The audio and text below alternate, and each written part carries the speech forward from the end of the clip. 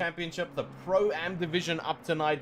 Welcome everybody, my name is Tristan Herbst and I will be your commentator for tonight's race. We're looking for an incredible race for tonight. It's going to be action-packed. We saw it last night in the sprint series and my goodness, was it an action-packed grid.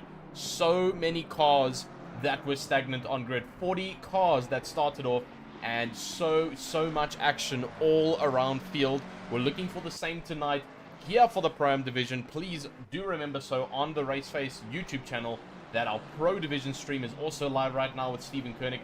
Go and have a look at that as well. That's got our Pro split drivers. We're currently sitting with our Pro light drivers over here, and then unfortunately our AM stream is not having a stream for tonight, but they're also sending it around track here. Valencia, lots and lots of punishments being handed out last night, and we're going to see more and more of it happening here for the main championship race. 18 minutes of solid hardcore racing around Valencia. It's going to be good. It's going to be action-packed, and we cannot wait. We are looking at a 29-degree track Celsius right now, which is relatively hot if you have to think about it. We've got 80 minutes here. You've seen what the track looks like. I mean, let's load up our track map on screen here. You can see there's no small feat here at Valencia in terms of quiet time. It's not like Monza, where you've got a couple of corners and a couple of turns and then some nice straight to relax that car. There is constant action here, and we've got a very big grid here. 37 cars for our Pro-Am Championship. I'm sure it's going to be a very similar number in our Pro Championship, and drivers are already starting to get their comfortable positions in. Juan Viviers, one of our podium finishers last week at the likes of Imola, currently sitting with a 130.8. So he sits nicely up in first. Jakub Kutsar, also incredible performance last week in Imola, now sitting with the 130.9. So only 0.1 seconds off of Juan Viviers. He's going to try and push Johan Viviers, the father of Juan Viviers. I found that out after last week's race. We had a little bit of confusion actually from that side, and now finally getting a little bit of clarification. So Johan Viviers, the father of Juan Viviers, currently 2/10 off of his son up in first. Harry Duplessis in the Gramadulas Racing team, also incredible feat over there, 131.1, and currently chasing up, sitting in the top 5 now, while we are already 5 minutes down in this qualifying session. Jean-Ray Du Toit in the Pandasity Infiltrate, the Ford Mustang, a notorious car we saw last night. It has its benefits, but it also has its downsides here at Valencia. We saw it with our mid-pack cars yesterday at Valencia, having a little bit of turning advantage with that rotation, with the engine being a mid-longitudinal and mid-transversal compared to that front engine drive. And it does actually play a role in how that car rolls itself around corners. A little bit more understeer from our front pack runners in terms of our Mustangs, our BMWs, and a couple of other cars, the Aston Martins as well. The front pack cars will experience that understeer, but we do have our mid packs, for example our Ferraris, who are very dominant here at the Spanish grid. Daria Shmilski back up into the grid now in third for the Logistical Nightmare Racing Audi. He did an incredible feat at Imola last week, and he's looking to do the same here at Valencia and try and move it through to Suzuka for round 3 as well.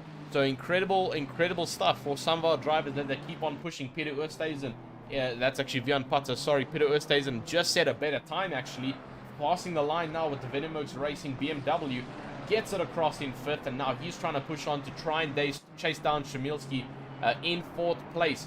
Everyone else though still sitting in the same positions for the top 5. A little bit further down from that though, BG Smith now up into 9th place. The Sim Racing Alliance BMW will try and send it around as hard as he can. Conrad Martin, also incredible performance last week at the Imola Grand Prix circuit. I don't even want to say it. I think it's a Ferrari Di Enzo, something along those lines. It's a very complicated name, but an incredible circuit to race at. And hopefully seeing the exact same as what we saw from last night replicated here. We had literal action, like I mentioned at the beginning. Every section of this track, there was a fight going on. Me and Steven were struggling to hold our voices together with the amount of cars back and forth, fighting one another, continuous pressure everywhere, and it looks like it's going to be the same for tonight. But continuing further down our grid, Ron van der Walt now sitting in 13th for the big Mustang from Pandasity Infiltrate. Alan Patterson, our second place finisher from last week, currently down in 14th. 5-star in the Project Vapor Ferrari up in 15th. Björn Potter in the Honda NSX Evo, trying to get that car into a nice balanced state. Someone goes off a little bit ahead. That's one of our BMW drivers, Richard van Heerde, in the Project Vapor Ferrari, also sending it around track very nicely. Herman Percival in the Sim Racing Alliance car, he's also in the Honda, and trying to make that car count. Andrew Stadler in the Martian Racing, a little bit of an unfortunate race from him last night, a couple of bashes with the gravel and the walls, but he's going to try and make it count today. Bradley Surley in the Pandacity Infiltrate Mustang as well, so lots of the Pandacity guys moving over to the front engine Mustang, trying to benefit from its amazing top speed. Jody Searman comes from the McLaren and is going into the Aston Martin for season 20. He's trying to see if the mid-pack might be a little bit more beneficial for him compared to the front engine vehicle. Gio Martin, also incredible stuff. The McDonald's car from last week in the GM LHFTB car, now sending it around track. And further down though still, Jody Sedeman in 23rd, also trying to get the car nicely around track. The Red Light Motorsport, we already mentioned Jody. Actually, he's just a little bit further down on grid. Neil Swart, who we were watching near the beginning of this, also in the big Pandacity car. Then Jackie Alberts for the Racing Snell ZA, the BMW, the bright yellow one, trying to make it fully away on track. Doing an incredible job so far, down in 25th. Vanna Boshoff, also the Sim Racing Alliance car, trying to get it going for qualifying. Neil Krenning, like we spoke about earlier, the Flick Floyd LNR AMR, trying to get it around track. Anton Lammers, down in 28th for the Treehouse Works Racing car, and he's doing an incredible job as well. Liam Swinburne in the Omnius Gaming Nitro down in 29th position. He's going to try and increase that time a little bit and get a little bit faster on the track. Jonathan Chislett goes actually off track over there, trying to avoid some of the cars behind, down in 30th. Mark Henry not setting a great time so far. He did an incredible job at Imola last week, and unfortunately 1.7 seconds off the rest of the field right now. So he's going to have to try and make that count. Arno Kraus down in 33rd. Unfortunately, still no livery from him for the Team Tryhard Racing guys. Ron Liebenberg, though, in 36th for the Season 20 Aston Martin team for Pandacity Infiltrate. They're sending it around track. And Daniel van de Venter, currently not any time on the board, and he's the only driver without a time. But further up to the top, Juan Viviers, has been taken off his throne. Jakub Kutzer from the TTHR team has come and claimed that victory for the provisional pole of this qualifying session. 4 minutes left now, and currently sitting with a decent time of a 1:30.490, and he's trying to keep that car as balanced and as sendable as possible. Harry Duplessis also in the Graham Adulis racing car, trying to make everything count as he comes in for the final couple of 4 minutes of this session. Juan Viviers is going to try and fight it back through these next couple of laps and fight that position back, trying to get first place back from Jakub Kutzer. Rowan Heineke coming into the pit lane now. He's also done an incredible job. Actually, our race winner at Imola last week after pulling a good pit stop strategy, and Juan Viviers unfortunately having a bit of a hard time last week at Imola, but out comes Rowan Heineke. A little bit of actually like a drive-through that he tried to simulate over there, maybe preparing for the penalties that we might be getting. We saw it last night. They were not nice. They were punishing, and the drivers are looking to try and avoid that at all costs. Dariusz Szymilski, though, still sitting in 6th for the LNR Audi, currently with a 131 flat, the only 131 flat on grid. Peter Oosthuizen is 2,000ths of a second behind him, trying to make a couple of positions up, though, as everyone getting in their final few laps before the end of the session. So we'll have to see how those cards play out. Oh, and there's a Honda backwards on track, unfortunately. That's probably going to be one of the likes of Vian Putter. No, he's still okay. We'll have to try and find one of our other Hondas who's also roaming around the track right now, and see what unfortunately happened over there. That might have been Herman Percival, and indeed that was Herman Percival. Let's cut back to him during this qualifying session, sending it around over there in the Honda. Might have just started to lose the balance, still looking pretty good into the braking zone. Starts losing the rear, you can see it over there, and unfortunately picking up grass and loses it into the track. Dariusz Szymilski gets a little bit of a scare, trying to avoid that Honda. He keeps the car parked though, and allows everyone to get past him and tries to get it rotated. Ooh, just misses that tire barrier.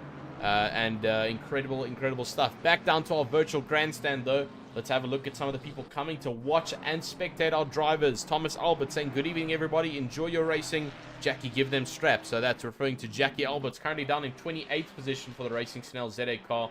And oh, he's actually not in the yellow. I believe that might be his teammates of Luke and Hines, just a bit in front of him. So he's actually decided to have a bit of a livery swap coming into this race. And Benjamin Till saying, evening. Welcome into the stream. It's going to be a fantastic night here for the RaceFace.Pro PokerBet GT3 Championship for round 2 for the Pro-Am division over here. We'll have to see how these cards play out for some of these drivers as they continue to roam around track with 1 minute and 47 seconds left. Counting down our qualifying session before we head into the notorious 80-minute dash. I say dash because it looks like 80 minutes, and then after just a couple of seconds, you notice that there's 15 minutes left in the race, and there's not much you can do from there. So you have to keep it consistent, and because I mean those 80 minutes do start to disappear, they really do, and the drivers are going to really have to try and keep themselves in control and in power of that car. Lots and lots of slides we saw last night from the sprint series, and lots of events happening. So further on down the grid though, as we have 1 minute left, BG Smith unfortunately losing down to 15th after some of the faster drivers clocking in their times. Alan Patterson still struggling in 14th position, as we mentioned, finishing off in 2nd last week at Imola. So he's really trying to redeem himself here for the PWSR Bravo team, getting that Ferrari around track. And further down though, Ulrich de Jager has, I believe, come out on track, currently sitting in 24th position. He was not out earlier, but he is out now. He set his lap time. He's currently 0.9 seconds behind a couple of the drivers in front of him. So we'll have to see how all of that plays out. Vian Putter, though, still trying to roam that car around track. He saw one of the other Hondas, unfortunately, losing control, and he knows what's up for grabs, unfortunately. If that Honda does start to lose the rear end, we saw it last night. We'll have to see what happens tonight. These are the only Hondas on grid.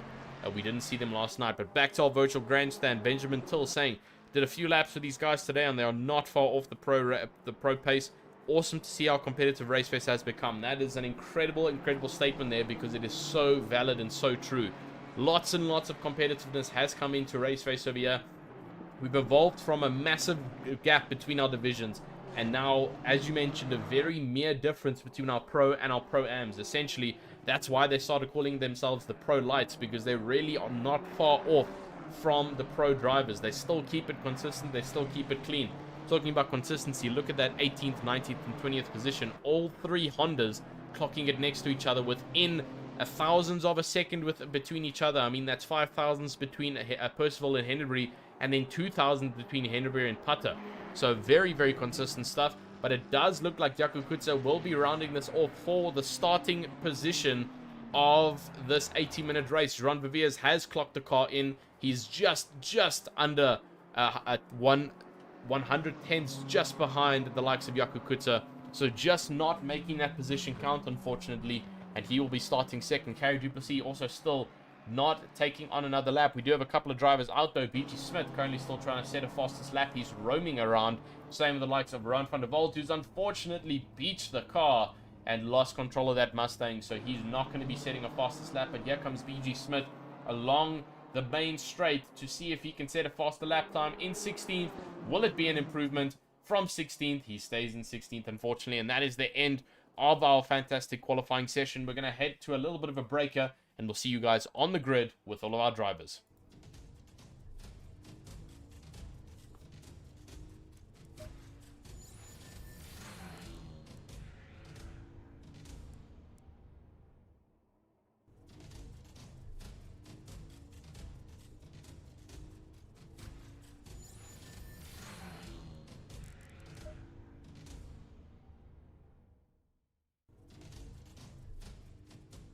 Alrighty, ladies and gentlemen, I hope you enjoyed a little bit of that breaker, that beautiful, it looks like a blue Audi. I think it's a blue Audi that's in that breaker video.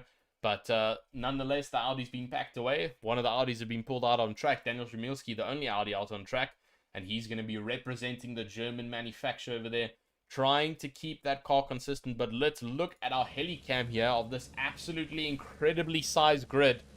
Oh my goodness, guys. This is an incredibly big size grid.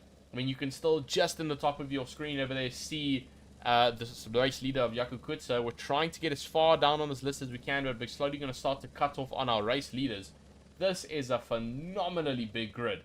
I believe that's a perfect shot of basically everyone. Wow, oh wow, incredible stuff. Look at the sheer size, and this is the Pro-Am, hey? That just shows us the amount of improvements we've seen here at RaceFace. with our consistency, with our amount of drivers, and with the massive grid sizes, with people being so competitive. And that's also a big shot and a big thanks to our main title sponsor of PokerBet, bringing that want and that lust to drive these cars around these tracks, bringing the drivers a nice prize pool to fight for, and that social media reach of seeing them out on track, being recognized for all of their practice.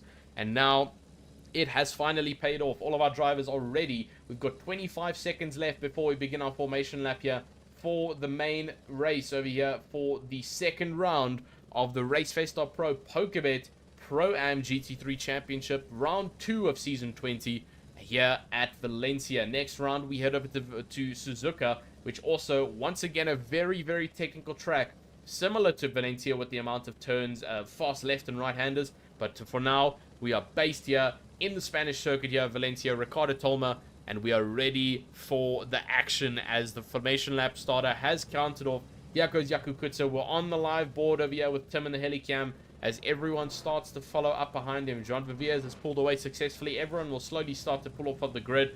There's our Audi that we saw from the breaker. He's decided to pull it out of there, put it onto the track, and get those tires nice and warmed up before we begin this action-packed 80-minute race at Valencia. A couple of other drivers still warming up the tires, getting ready to push it for the last couple of minutes.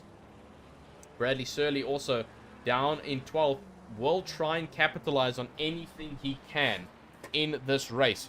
But one thing we need to look out for here, guys, like we always mention, even in last season, is strategy. We need to watch the strategy of these drivers, see what everyone does. When the mistakes that some people make, we saw it last week in Imola, people making the wrong calls when it comes to the strategy from the pits. That is going to play a crucial role in determining who wins this race here for the Pro-Am division, because strategy plays heavily for our main race with 2 mandatory pit stops needed before the drivers can cross that checkered flag with all requirements done and dusted. Otherwise, if you cross that checkered flag when Tim waves it and you haven't completed your 2 mandatory stops, that's a 130-second time penalty that gets added to your name at the end of the race. You do not want that. That will just lead in absolute tears and disasters. So people have to plan accordingly, which means those pit stops are permanent. They are compulsory. And that means every single person on grid needs to get them done. The question is, how do you get them done? We've got a couple of people who jump into the pit lane as soon as they can, get it done with, and then continue to push around the track for the final couple of minutes. Or you've got the pace setters, the guys who position the pit stops evenly. They do their first pit stop around halfway mark of the race, and the second pit stop a little bit further down towards the end of the pit window to see what they can do and try and capitalize on the surrounding grid.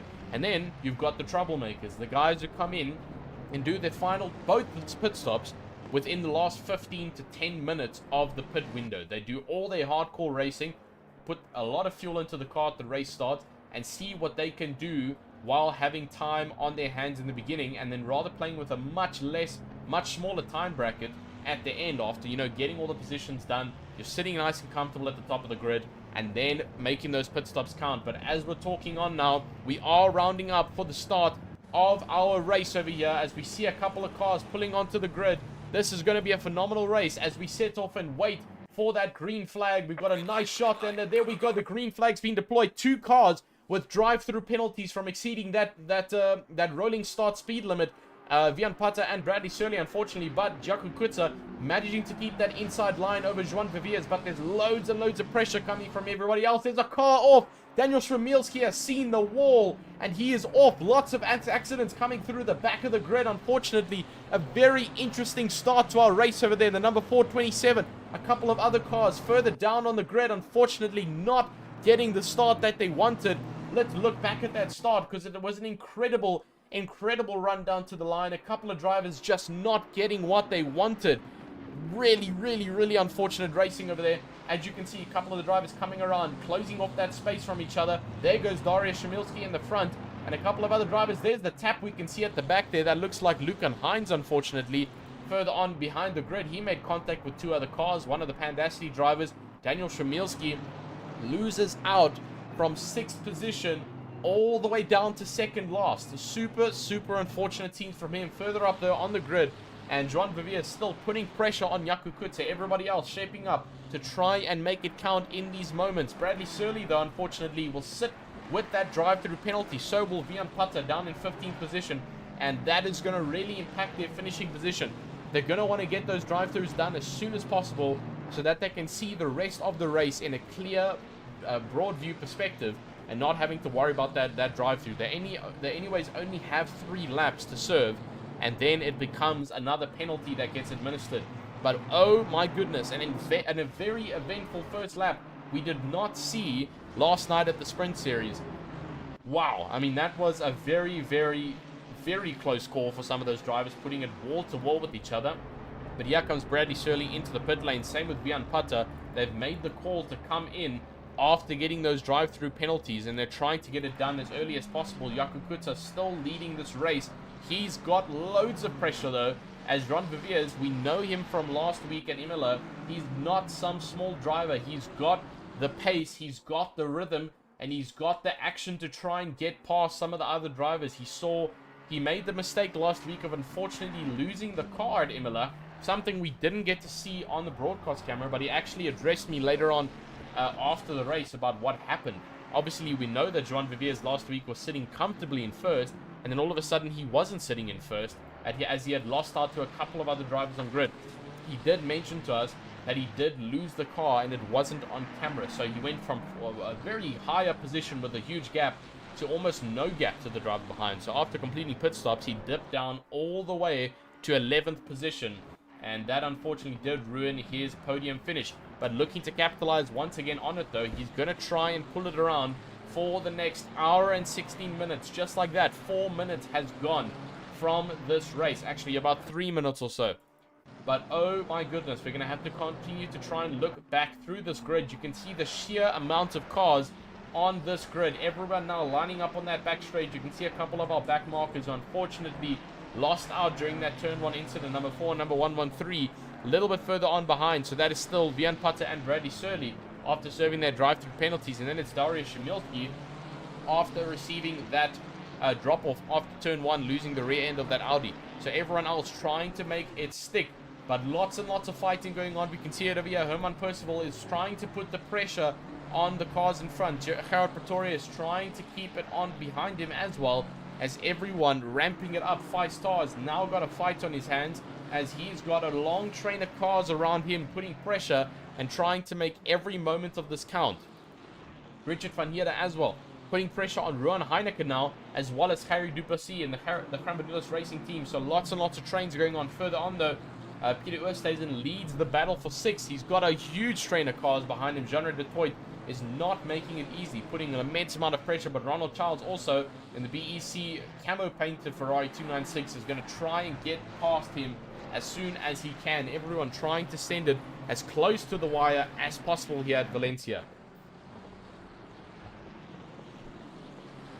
Incredible, incredible stuff though. So still further down though, Conrad Martin still fighting it off, trying to hold off against Ulrich de Jager. A little bit further behind him, but lots of fighting still going down below the pack. Ron van der Walt chasing down Jackie Alberts. He's got Gio Maton and Jonathan Chislett behind him, trying to pace it down, finding that rhythm in that car. Ron van der Walt, we know him in that Pandasty Mustang. The Mustang having the top line straight speed over here, but not having the advantage in the corners compared to some of the other cars. A little bit heavier compared to our mid-pack cars, such as the Ferrari 296 and the McLarens, as well as the Hondas in the mid-pack. And that's someone off, unfortunately. That looks like one of our Venom Works racing cars, and trying to see who that is actually a little bit further down on the grid. And unfortunate scenes from whoever just went off over there. I believe it might have been, I'm not actually too sure who went off there. I know it was a Venom Works car. Not too sure who it was. Alan Patterson, though, has had a terrible start to his race. Down in 37th position, sorry. The number 100 Ferrari did not expect this race start at all. So he's going to have to try and put in as much as he can to get it going across the line. Liam Swinburne also a little bit further down in the number 33 Omnius Gaming car, trying to keep it as close as he can to Dariusz Szymilski, pushing that car to the absolute edge here, as everyone else still sending it around track nicely. Jean Viviers, the father of Johan Viviers, the father of Joan Viviers, man, that is such a tongue twister because the names are so similar between each other. Trying to chase down Ronald Childs, but he does have a big group of cars behind. BG Smith leads it. 5-Star is putting pressure, but 5-Star might look to make a position here going into turn 1 as they begin to fight each other. 5-Star looking up on the inside of the BMW, looks back onto the outside. Not enough space or time to make that move count. He has to duck back in before making a mistake over there. Herman Percival now got pressure still from Gerard Pretorius, and further behind, Mark Hennebury has joined in on the fight, trying to counter up as loads and loads of cars up ahead in front of him are fighting it down throughout the grid. He's going to have to try and capitalize on that as everyone else still fighting hard. Richard van Heerde a little bit further up on grid, chasing down the 2 cars ahead of him still. Ruan Heineke and Harry Duplessis. This is the battle for third over here, and it's looking very close. Ruan Heineke on the outside now of Harry Duplessis. Will he make it count on the Ferrari? And tries to hold it off, but Harry Duplessis holding that inside line, not letting it happen as easily. And that's not going to be enough to allow that move to happen. Ruan Heineke has to keep that car settled as he does have another competitor behind, Richard van Heerde. But now, once again, on the outside line, got a little bit of a better run from Harry Duplessis and really putting the pressure on him now. This is one of the notorious corners we saw last night in the sprint series that was claiming a couple of victims for going over those curbs a little bit too hard and a little bit too fast. We saw lots of cars ramping it off and sending it away, and hoping to not do that for tonight. But still, Jaco Kutzer and Joan Viviers, the two of them pulling away from the rest of the pack. 2 mid-engine cars, pretty even competition here as they try and pull it around. The McLaren having a bit more top speed over that turbo-lagged V6 hybrid and trying to send it around as hard as they can. But Jaco Kutzer is going to be trading in the rear-view mirror the whole time because Joan Viviers is aggressive. He's looking for that position. You can see how close he keeps getting with that Ferrari. All that Jaco Kutzer can see is blue and white. He thinks it's a BMW from 2001, but it's not, unfortunately. It's a modern age Ferrari trying to push up your rear side. You're going to have to try and be a little bit faster there from Jaco Kutzer. Harry Duplessis, though, is now feeling even more pressure from Ruan Heineke. He's been feeling it throughout the race, but Ruan Heineke is now pushing him wide and far to keep that grid position. He's having to take alternative routes around the track to block off that beautiful green and blue Ferrari, or else he will lose that position. But he's got lots of threats from behind as Richard van Heerde and Jean-Ray du Toit are not looking too far behind them. Bigger train of cars behind them as well. But let's try and look a little bit further down our grid. A little bit of a split now for 5-Star and a couple of drivers around him. They have slowly started to branch out, but the Honda behind him, Herman Percival, is getting close up behind 5-Star. So he's going to have to try and put a little bit of gap between each other as they send it around track for the next hour and 10 minutes. 50 seconds, folks, and then our pit window opens officially. We might see some of our beginner drivers jumping in there, getting their pit stop done and dusted, and we'll have to see how it plays. That's the beautiful thing about strategy, is that no matter where you see people on the grid right now, that is definitely unable, there's no chance, especially for me here from the bird's eye view, to predict where people are going to be finishing here. I mean, there's so much that can happen. There's a full 2 pit stops that need to happen, and just race events throughout the next hour and 10 minutes that can definitely persuade the standings for this race. It might start to change as we progress further. So if you're in the virtual grandstand and you see your favorite driver a little bit further down, don't get upset just yet, because the strategy can come in play. You never know, your favorite driver might be running a full tank of fuel and holding out to get those pit stops done and dusted, and then running the long game. We might be seeing that, but the pit window has been open now, and we'll have to see who's going to take that dive and get those pit stops done with. Everyone else keeping it nice and clean and consistent, though. Ron van der Walt chasing down Van der Boshoff in front. Jonathan Chislett starting to pull away from him as well, as the mid-pack runners over here down in 20th position try and close it off and pushing as hard as they can. Jody Serman is in a big pack for a big fight over here as everyone is sending it around track, chasing down Jackie Alberts, but he's got Anro Stadler behind him in 25th and Jim Maton in 26th. Lots and lots of fast drivers packing up and starting to make a grid standing over here. Dariusz Szymilski, though, is pulling weight. He's past Liam Swinburne, he's past Luke and Hines, and he's starting to get past a couple more drivers. We know Dariusz Szymilski did start up in 6th position, so he does have the pace to fight through. Oh, and there's been a massive crash over there. A couple of drivers tagged. Dariusz Szymilski gets tagged once again. An unfortunate scenes from him. He's not enjoying this race at all. I mean, that is so unfortunate from him. Lots and lots of drivers just receiving constant impact. Liam Swinburne tagged over there. Very, very interesting fight that happened over there. I believe that was with Anro Stadler. Let's flash back 30 seconds to see what happens. Putting pressure now on the Aston Martin. I believe he just clipped him. Oh, and unfortunately ramping up on the curve. Jim Mouton has got nowhere to go. Everyone else not having nowhere to go. Starting to try and find gaps around that incident. Oh, and that's Warren Sheehan who also lost it over there. He lost it just out of pure breaking himself. Very, very unfortunate scenes coming in. I did mention, though, at the start of the race that this corner is notorious for taking victims. We saw it last week, and it's happening. We saw it last night, I mean, and it's happening again. So many drivers jump into the pit box after that, getting that damage repaired. Dariusz Szymilski is back in pit. Arno Stadler, Warren Sheehan, Jim Mouton, all these cars who have had this unfortunate incident. The total count of 6 cars. Very, very unfortunate in that crash. They're a little bit further down now, and they're going to have to try and fight it up. But thankfully, this crash has happened when the pit window is open, which means that that pit is going to count for them, and they don't have to come and make another pit stop. So fortunate events for them as that happens, but unfortunate that the crash even happened in the first place. Jonathan Chislett still feeling the pressure from Van der Bosch behind, pushing that car to the absolute limit. Ron van Volt in a little bit of clean air right now for the Mustang, and sending it as hard as he can. On board with him now, as you can hear him pulling that massive V8 around track, just trying to make it count for the next hour and 7 minutes. Let's have a look though at our race leaders as they are starting to approach back markers after that incident. Jackie Alberts has already got Jaco Kutzer approaching him from behind, and it's a very quick approach as our race leaders are sending it right up to the line. I mean, look at how close it is still, with Johan Verveers holding the fastest lap at the moment, chasing down his rival Johan Kutzer. Harry Duplessis has lost out a bit, but that's because of the amount of fighting that's been happening behind him. He still had Ruan Heineke, and unfortunately Richard van Heere has dropped off. So maybe a little bit of incident that came from him. We've had an accident with the number 3 car though. Let's have a look at that. Number 3 is Lucan Hines. And let's flash back just a couple of seconds to see what happened. Lots and lots of pressure from one of our Honda NSX. I think that's Vian Putter, as they are fighting each other really hard. Oh, and a little bit of a bumper tap coming into the second turn here at Valencia. Still actually classifies itself as a chicane with how close the corners are. So a little bit of bumper tapping, lots of competition going on between these cars, and they still now have Neil Krenning behind in the Flick Floyd AMR Alenar car, trying to gain and capitalize on the fight that's happening up ahead of him. You can see it over there in the live timing as it happens. But incredible stuff. Peter Oosthuizen was that car earlier who went off. I knew it was a Venomworks car, just couldn't find out who it was.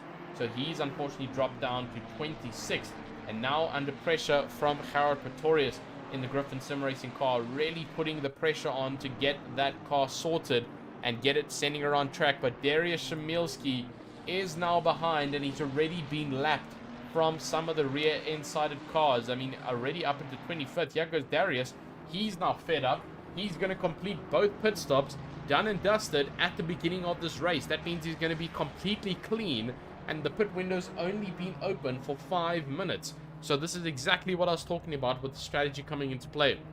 Darius now taking the opportunity to make it count and getting those pit stops done with, and just going to try and keep his head down, keep it clean, hopefully find some open air around the track. And when everyone else starts to pit, he would have been setting a little bit more consistent lap times and potentially getting the jump on the rest of the cars on this grid. But still, Jonathan Chislett under pressure from Van der Bosch. Anton Lammers a little bit further up in front. Like we mentioned, lots of drivers in clean air. He's one of them for the Treehouse Works Racing car. And also up in front, Neil Swartz, a little bit of clean air behind him, but he does have pressure up in front of him. There's a massive train of fighters. Mark Hennebury dives into the pit lane as a couple of other drivers still staying out. Lots and lots of cars approaching each other down this pit line as everyone else fighting very hard. Jano Detroit still putting pressure on Ruan Heineke up in front, who's now getting overtaken from Harry Duplessis. Just made the jump on him, but he's lost out on it once again. So very unfortunate scenes as they throw it around track over here. You can see how close it is between the battle for third over here. Harry Duplessis, lots of pressure on him as he tries to hold the rest of the grid down, but he's got a massive gap in front to the race leaders, who are a little bit further up in front, but completely gone. You can't even see them on the radar. In the track map, you can see them. There they are, coming actually now in parallel around the next bend, and they're very far away already from our runners over here in third. So they're going to be fighting in their own little race. And Ronald Childs has joined this race after Richard van Heerden dropped off a little bit further behind him. John Viviers, also the father of Joan Viviers, is now pushing to try and gain on Richard van Heerden, as everyone starts to push really hard, getting into the groove. The tires are now ready, the brakes are warmed up, and we've already done a good 10 laps here. It's been a nice, good stint, and everyone's going to continue to keep their heads down for approximately another 40 or so laps as they send it around here at Valencia. Remember, Valencia not having one of the longest lap times. Oh, unfortunate. Jean-Ray Du Toit is out of that fight for third as he loses traction on that Mustang. Let's flash back. Oh, and you can just see it on that exit curb, losing control of the car.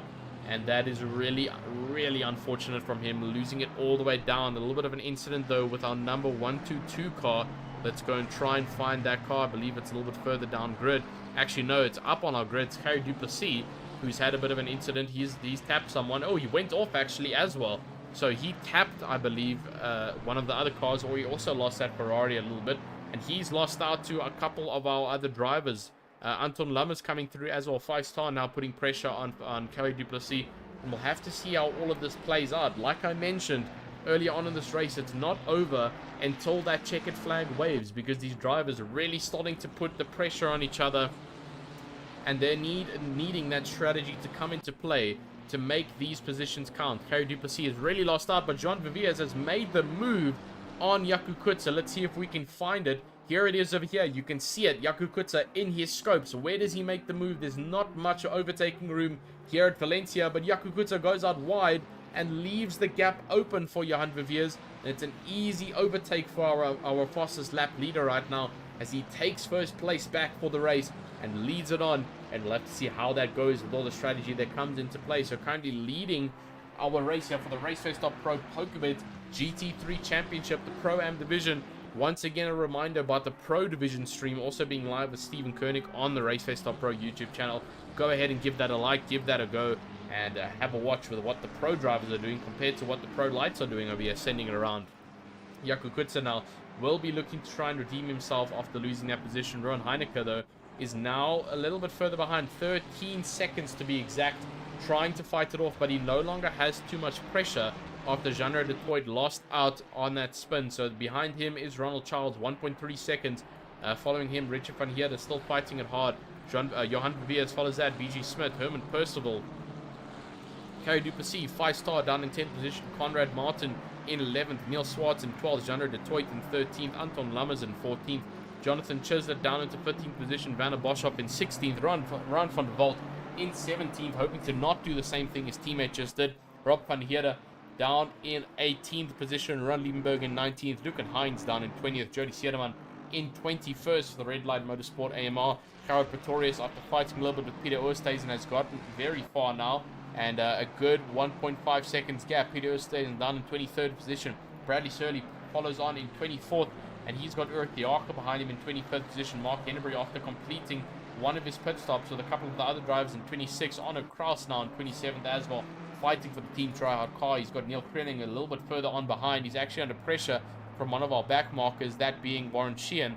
We'll get to him a little bit later on. Jackie Alberts, the number 1 car, sending it around track, unfortunately after being involved in that incident, has lost a lot of traction. He's under pressure from Alan Patterson in the PWSR Bravo car, down in 30th position.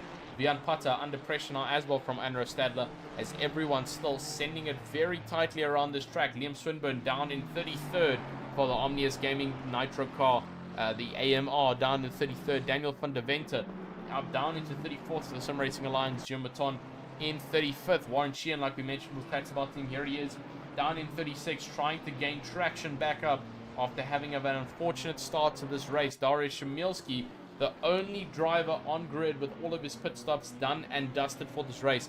Now he just has to play the consistency car, keep a good average lap time, and see if he can undercut the rest of the grid. He currently sits with the 132, I believe that's a 132.4 with the best or the past lap from our race leader being a 1:31.7. So a little bit slower than our race leaders here. He's going to have to try and lap a little bit faster once he gets more comfortable if he wants any chance of finishing up near the podium spots. Ruan Heineke, though, is now sitting comfortably in third as he's pulled a massive gap to Ronald Childs behind. As you can see, there are a good 2 seconds now. That gives him some good breathing room before he's under attack once again. Incredible stuff going on throughout this grid. Everyone doing a phenomenal job of keeping these cars balanced and centered going around Valencia for round 2 here of RaceFace.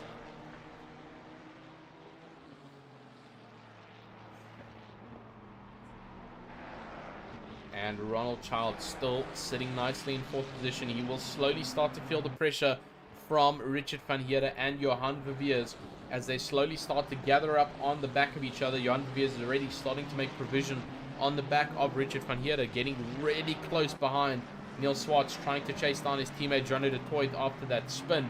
Both of the Mustangs equal machinery and a possible equal setup as well from being in the same team. So trying to see who can outpace who here. I'm assuming it's going to be Johnny de Toit. He was sitting a lot higher up than the rest of his team, and after that little bit of a grid spin on the start-finish straight, he lost the car and he's down in 11th right now. Still 2 pit stops left to go. So most of our drivers having predominantly finishing their pit stops down in where on earth? Give me a moment. There we go. Sorry. We were just quickly trying to find something. Had a little bit of a technical difficulty. So all of our drivers down from around about Urich de Jager and further down have completed their first pit stop. Gerard Pretorius also completing his first pit stop, currently sitting in 21st. And then, like we mentioned, Darius Shamilski, the only driver on grid with all pit stops complete. He's going to be interesting to watch. So if you're a fan of the Audi, if you're a fan of Darius, make sure to keep an eye on him as he sends it around track. No pit stops need to be done. He's going to be playing the strategy here. Long line of cars lined up behind Richard van Heerden. He's got the train. He's got the lead as everyone is trying to put the pressure on him now in 4th position. As they headed around track, John Vivier is pulling around to the outside now of Ronald Childs, makes the dive. Is it going to stick? Johan Viviers makes the position stick, moves up into 5th in front of Ronald Childs, and he's not going to be happy about that one. Ronald Childs trying to fight it off and get back that position, but now BG Smith in 7th is going to be fighting it as well, right behind Ronald Childs, trying to make it count, but Herman Percival also not too far off behind them. Going to be putting the immense amount of pressure in that Honda. Also a bit of a challenge to drive. Ron van der Walt is into the pit lane for his first pit stop. A couple of other drivers as well. Bradley Surley, also another one of the Pandacity drivers, pulling in and possibly following a bit of a strategy as they headed around track here. 55 minutes left to go. 45 minutes left of this pit window. And in just 10 minutes time, we're already at sprint race distance. And that's exactly how fast these races go, because around sprint race distance is around halfway mark. 40 minutes will mark the halfway mark of this race, and that is how quickly things happen. That's how quickly things escalate and change. But still, 5-star sitting nicely in 9th currently. Nice breathing room in front and behind that he's managed to build up to himself. He doesn't want to be involved in front over there, because as you can see, it's not a breathing room at all. Lots and lots of chaos going on over here for the battle for 4th. Richard van Heerden leads it nicely. He's lost the grip to Ruan Heineke, who starts to pull away from the rest of the grid in the Sarko Racing Ferrari 296 as he pursues everyone else sending it around track. Jean de Toit, though, trying to make it back after losing traction and losing that car, coming onto the start-finish straight. Let's see what he can do as he starts to send it around, starting his 17th lap here for round 2 at Valencia. Incredible stuff. Gerard Pretorius also a little bit of pressure now from Peter Oosthuizen behind, as they're the only two with quite a lot of breathing room behind them. Peter Oosthuizen a 15-second gap as he actually pulls into the pit lane. He heard me and he's like, oh, that gap sounds good. Let's pull in and get the pit stop finished, done and dusted. That's going to be his first pit stop done, which means he still has another one. So he's actually fighting Gerard Pretorius, who's already got one of his mandatories done. So he's in a very good position right now for where he lies. 20th position, but one pit stop already completed, which puts him in a much better position than the rest of the grid. Lots of the other cars who have completed their first pit stops from 22nd and below, but a massive gap between all of them. So Gerard Pretorius has pulled the correct strategy card here. We'll have to see how it plays out, though, coming into our final couple of minutes around Valencia. Further down though, Bradley Surley comes out of the pit lane with that pit stop down in 28th. So he's going to feel the pressure from Andrew Stadler slowly but surely as he tries to chase down Alan Patterson, our second place podium runner-up from last race at Imola. Is really struggling here at the Spanish circuit here, the Ricardo Tormo circuit at Valencia. He's really not enjoying his time down in 27th position, trying to catch up to the top grid. We've seen his potential and his expectation from last race, and now he has to try and make that potential stick as he sends it around in the hybrid V6 mid-pack engine. He's still getting pressure from Bradley Surley, but Bradley Surley, lots of pressure actually from Andrew Stadler. Lots and lots of close action between the two. You can see it's bumper to bumper, nose to nose as they send it around here for Valencia.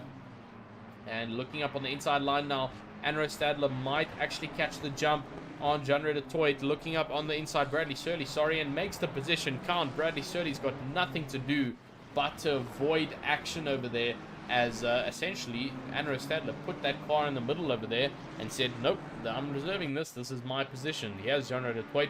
Still up in 12th, but he's got lots and lots of breathing room. A little bit up in front of him, though. Neil Swart is feeling the pressure from Conrad Martin in the mid-pack, the mid-engine McLaren, trying to fight it through. Feistar a little bit further up in front of him. He's also got some nice breathing room, like we mentioned. And he's really trying to chase down Herman Percival, who's got that train. Still the battle for fourth. Rich Van Heerden still holds it nicely. He's actually starting to pull away a bit from Johan Viviers, who will then have Ronald Childs putting pressure on him if he does eventually start to run away. So we'll have to see how all of this plays out. Lots and lots of action, though, still happening throughout the track, as we have a couple of other drivers from Ruan Diebenberg in the Aston Martin for Pandacity, also still sending it around for season 20 over here, trying to make everything possible count. He's still got Lucan Hines a little bit further behind, actually, but Lucan will slowly start to feel the pressure from Jody Sederman, who is rapidly catching him. Last lap, Jody Sederman a 132.7. Actually, Lucan Hines last lap 133.2. So a little bit faster lap from Lucan Hines, now putting the pressure to gain that gap on. Further down, though, as we see a couple more drivers sending it around track as hard as they can. Ron van der Walt seems like he's parked the car, and that will be race over. He's down 3 laps from the rest of the grid, and I don't think he's going to be continuing. Darius Shamilski, though, and Mark Hennebury are 2 drivers with no pit stops left in this race. Mark Hennebury a little bit of an advantage because he didn't have any incidents throughout the race, so he's actually just done those pit stops based on strategy and not making the call because of damage. So as you can see there, a good portion of seconds between him and Shramilski down in 35th. Warren Sheehan is also trying to fight it out. He's trying to chase down one of our front markers, our blue flags. His actual opponent is Jim Mouton, a little bit further up ahead on the track map. As everyone else still evolving around circuit, Jackie Albert, after that incident they had, is trying to pull it back. He's chasing down Van der Venter, and Van der Venter a little bit further up ahead of him, a good 3 or so seconds actually from Jackie Albert as they continue to push on.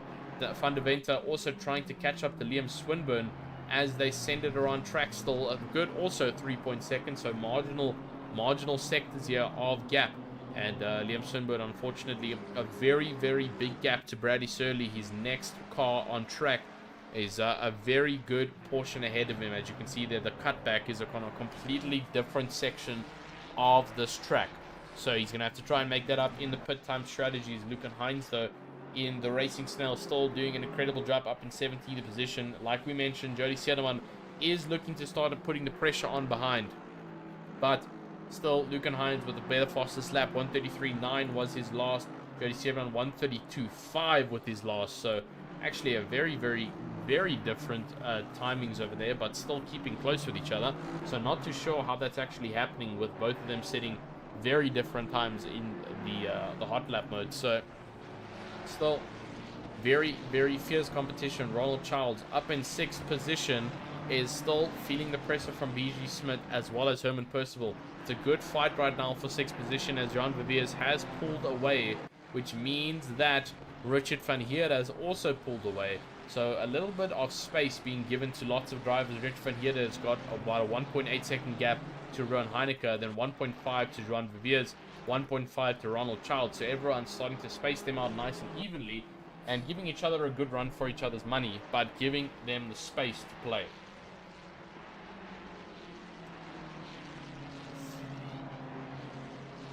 as we still head around track Ulrich Diaker. Loads and loads of breathing room. Let's look at this track map. You can see him over there, the number 75.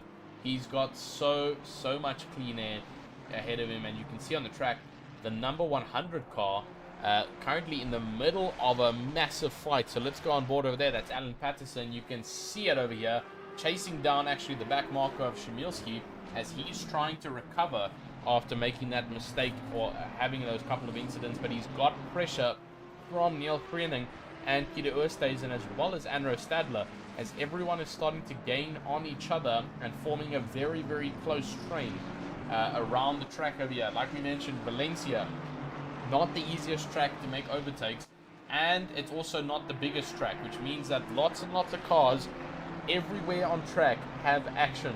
And that's exactly what we're seeing over here, with Alan Patterson now being stuck behind one of the back markers, Darius Shemilski, who's trying to recover his race after having an unfortunate turn of events, and now just trying to make everything happen for the next 47 minutes. We're about 2 minutes out from a sprint race distance before the end of this race. We'll have to see how things go. Herman Percival, though, still sitting in 8th as he follows, but his opponent dives into the pit lane. BG Smith comes in to serve that first pit stop, and we'll see if it's going to be beneficial for him as he comes in. Will he come out ahead of Carrot Pretorius, or will he unfortunately lose out to that one as well and come in just by Ulrich Diaker, because the gap between the two is an incredible distance. 17-second gap between Ulrich Diaker and Carrot Pretorius, but it's the split difference between our runners who have completed pit stops. So Carrot Pretorius, major time advantage compared to the rest of the grid, like we've mentioned, and he is just trying to keep that at this point. Liam Swinberg has made up a good amount of time, 33rd all the way up into 29th. He's passed a couple of cars. Jackie Alberts has been passed, as well as a couple of drivers have done their pit stops. Liam Swinburne has also done his pit stop, so trying to just get that car, nurse it home for the next 46 minutes. It has been in a couple of bumper bashes for today, and just trying to keep everything clean. Herman Percival, like we mentioned, still chasing down Ronald Childs, but he's also starting to generate that gap, so everyone is starting to create a little bit of leeway between each other. Johan Verveers has now pulled 3 seconds to Jaco Kutsa, who's unfortunately just not finding the same speed. A good amount of time between the two of them. Johan having a much fastest lap, about 2 to 3 tenths faster than Jaco Kutsa on fastest lap. Richie van Heerden even further away, though, as everyone is just trying to stack up and try and chase down these race leaders. 16 seconds between Jaco Kutsa and Ruan Heineke. So Ruan Heineke in a bit of a fight by his own. He's going to have to let strategy come in play and see how things go, with almost just about 45 minutes left of this race. And then we're on to a sprint series, folks, which is going to be a definite interesting one indeed. Rob van der Heever, though, in the Griffin Sim Racing car, also just nursing that car around track, trying to bring it home in 13th right now, which is an incredible feat. The number 151 Ferrari, the Sim Tech Griffin Sim Racing, also sponsored by MSI, which is really cool. Sponsor ripping that yellow color. So most of the GSR cars that we've seen have been rocking that purple color, but Rob van der Heever in the yellow car. A couple of yellow cars actually on grid that we've seen. We've seen the Racing Snell, that's actually funny enough just ahead of him as well. Mark Hennebury rocking the yellow colored Honda, as you can see over here, the yellow and black. So seems like it's a bit of a theme for season 20 with people choosing that car combo. A couple of drivers still also progressing around the grid. But with just under 45 minutes left to go, let's go through our current grid standing, because essentially we're starting a sprint race, and let's see how it's looking. Johan Verveers leads this race with 44 minutes left to go in first position. Jaco Kutsa comes across in second for the Team Triad Racing Team. Ruan Heineke sitting in third position, the Sarko Racing Team. Behind him, Richie van Heerden in fourth in the Project Vapor, then followed by Johan Verveers in the hybrid racing car in fifth. Ronald Childs now fighting one of the back markers, I believe. That's Herman Percival's pulled in. Ronald Childs currently sitting in sixth. 5-star comes up into seventh after overtaking Herman Percival. The Project Vapor car is going to be excited about that one. Herman Percival now down into ninth position after losing a couple more of that, as everyone progresses past him. Neil Swart now in 8th after that. The Pandashley Infiltrate car, Conrad Martin in 9th position. Janner de Toit in 12th. Anton Lammers up into 10th position as well. Now Rob van der Heever in 13th position. Lucan Hines now in 14th. He's under pressure now, a lot of pressure from Jody Sederman as they come across the line at, I believe that's actually Jonathan Chislett. Jonathan Chislett, we've actually lost him. He's no longer in this race. So, unfortunately, experiencing a disconnect as we cannot access his onboard. That's really unfortunate. Jody Sederman down in 13th position, putting pressure on Lucan Hines, followed by that Caro Pretorius, our leading single pit stop left runner, followed by him BG Smith, who's now 3.6 seconds behind. He's also one stop left to go, and then a good couple of seconds behind Ulrich Diaka in 16th, following on for the Griffin Sim Racing car. Harry Duplessis in 17th for the Crumbledores Racing team. Arno Kraus in 20th. As everyone else comes across the line, Adam Patterson down into 21st position, feeling the pressure slowly but surely from Peter Oosthuizen and Honor Stadler in 23rd position. Neil Krenning in 24th for the Alanar Flickboy team. Werner Boshoff in the Sim Racing Alliance in 25th. Rod Liebenberg in 26th for the Infiltrate team. Lem Schoenberg down to 27th as he's trying to gain and close up on everyone else. Daniel van der Venter putting pressure in 28th position. Bradley Serling, no pit stops left to go in 29th, followed by Mark Henry, also no pit stops left to go in 30th. Joe Maton in 31st, following on Bian Pate in 32nd position. Warren Sheehan comes across in 33rd as everyone else starts to put pressure. Jackie Alberts in 34th, and rounding off our remaining drivers on grid, Darius Shemilski trying to get the car across that line. He's feeling a little bit demotivated, sitting in currently the final position on grid, but he's gonna finish this race.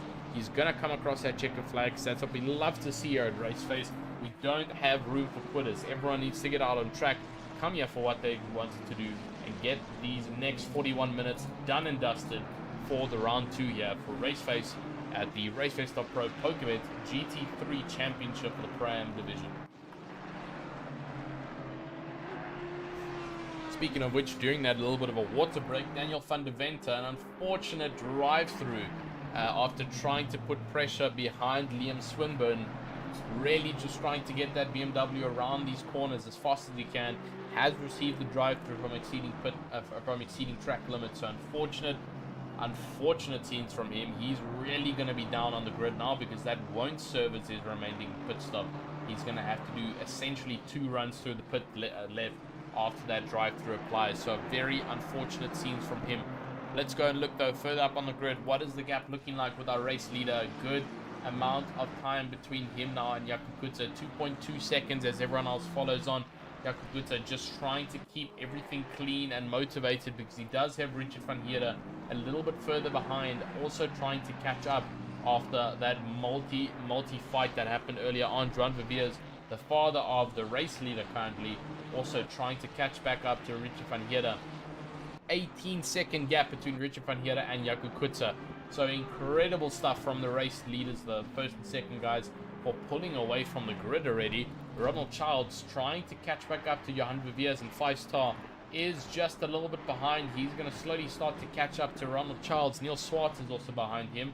A lot of time between a lot of them, but everyone else still sitting around. 5-star is going to slowly start to catch. And you can see it from the track map how it's slowly starting to scatter after our race start. A couple of drivers here, a couple of drivers there, but still a predominantly big fight through our mid-pack. The number 146 car is feeling that pressure. As we can see him rotating around the track map, he's just behind Jackie Albert, who's currently the number 1 driver. We're trying to find them out on track as everyone else progresses through the grid. And there they are down there.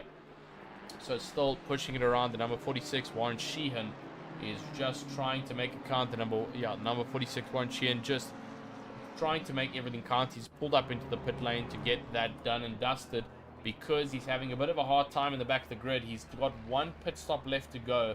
Once he's off the jacks here, that's it. No more pit stops left to go for this race. We'll have to see how it turns out for the Team WRT Racing driver, as everyone actually coming in, quite a lot of drivers coming in to serve some of their pit stops. Lucan Hines coming in to serve his first pit stop of the race. Orkiacha comes out and he's serving, or he's going in now, serving his final one. Andrew Stadler as well, serving his final pit stop of this race.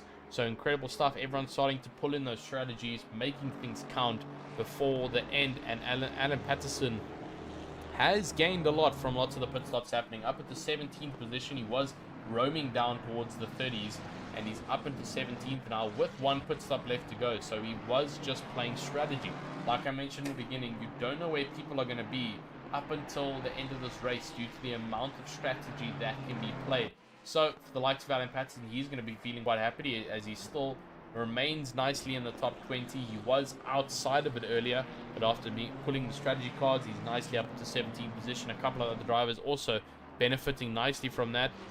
Still also the likes of Liam Swinburne, who's pulled up all the way from 33rd after that incident on our notorious victimized corner, and he's pulled up, like we mentioned, 33rd up into 24th, trying to send it around for the next 38 minutes. It's around, I'd say it's around a good 20-ish laps still to go before we end this race. So everyone trying to keep their heads down, make things count. Our front runner race leaders have pulled into the pits, all three of them, Johan Viviers, Jakob Kutzer and Johan Viviers, all three of them pulling in to make the count of the first pit stop, mark it off, check it off. And Conrad Martin, our first runner in this race currently, sits in pole with 2 pit stops left to go. He does have Ruan Heineke behind him, who's coming in to serve his final pit stop. So Ruan Heineke is going to be playing the same strategy he played last week at Imola, getting those pit stops done before the rest of his competitors in the top of the field over here is going to play the advantage, because he doesn't have to worry about coming in another time. He's going to be done after this, and then he can just chase down that amazing checkered flag. Johan Viviers still pulling out now as soon as Ruan Heineke comes in. So great stuff all around. Like we mentioned, the strategy card is coming in, but now Neil Swartz putting pressure on one of our Aston Martins. I believe that's Herman Percival, a little bit further up in front, and Jonathan Chisel, like we mentioned, has unfortunately received a bit of a disconnect as he cannot access his onboard camera. He would currently be in 14th. Unfortunately, he's not yet to experience that, as everyone's still sitting around pit. Herman Percival goes from 14th to 12th after a couple of people enter the pit lane as well. That's Daniel van der Venter, Gio Mouton, who have also come in, and a couple other more. Ruan Heineke, who's now leaving the pit lane. And as you can see there, the green box is next to his name, and he is in 19th actually. It looked like 11th. Unfortunately, he lost out a lot more than that after that pit stop. But every single person in front of him does have pit stops left to go, which means he's in clean breathing air. But he does have pressure from behind, because the Flick Floyd driver is putting pressure. Neil Kruening has come out just behind Ruan Heineke. He's got 1 pit stop left, so he wants to try and get ahead, because he's currently sitting with that disadvantage over Ruan Heineke's Ferrari 296 GT3. As they send it around, still 36 minutes to go, 26 minutes left of this pit window, and we've still got a good pack of drivers, 5 drivers over here in the mid pack, and around about a good fair share of 18 drivers. So 18 plus 5 is around about 22 drivers, 22 to 23 drivers who need to come in and serve those pits, because everyone else has served it. So that pack of 5, Neil Kruening all the way down to Luke and Hines, who still need to do their pit stops. And then obviously our Conrad Martin, the race leader currently, all the way down to Anton Lammers in 18th position, needing to serve those pit stops. Alan Patterson has heard it. He's pulled in. Down in 15th right now. He's coming in. A couple of drivers following him in. Peter Oosthuizen comes in as well, same as Arno Kraus, and Anton Lammers comes in. So all 4 of them serving those final pit stops, getting it done to try and chase down that checkered flag for the next 35 minutes.